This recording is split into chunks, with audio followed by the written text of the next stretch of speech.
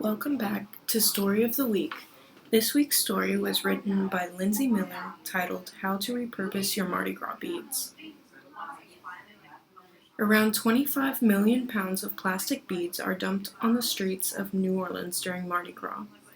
The beads land in trees, on fences, on roads, and in the hands of parade goers. This begs the question, what is someone supposed to do with the beads once the parade is over? While some beads are collectibles, others are plain colored plastic beads thrown from almost every float. If you go to multiple parades during the Mardi Gras season, it's not uncommon to end up with bags filled with them. Instead of just throwing beads away, there are several places where people can donate them to be reused in future parades. Some of these locations include the Special Olympics Louisiana office, the Audubon Zoo, and the Salvation Army at any location.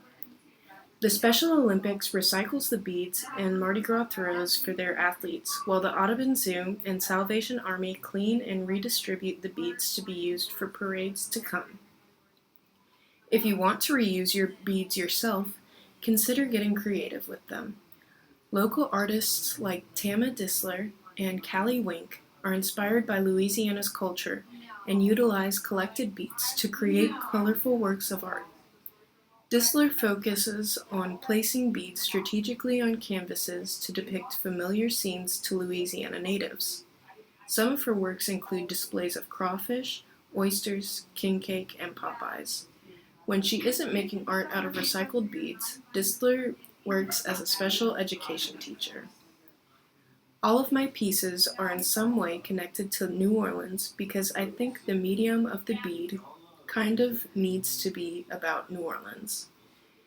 My artwork is a celebration of the things that bring the city of New Orleans together culturally, Disler said.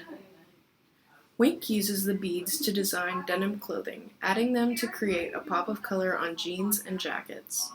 Most of her works are fixated on a Mardi Gras theme, with people regularly commissioning her work to wear at parades and events. Wink works as a full-time hairdresser in New Orleans, creating the designs in her free time.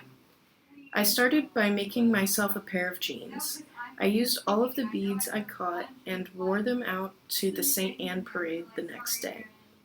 I made a TikTok that went viral, and it fueled the fire for me to start making the jeans for other people, Wink said. Want to get crafty with your beads? Wink said to make sure you're staying organized, while Disler added, hot glue does not work well, but E6000 does if you can stand the fumes.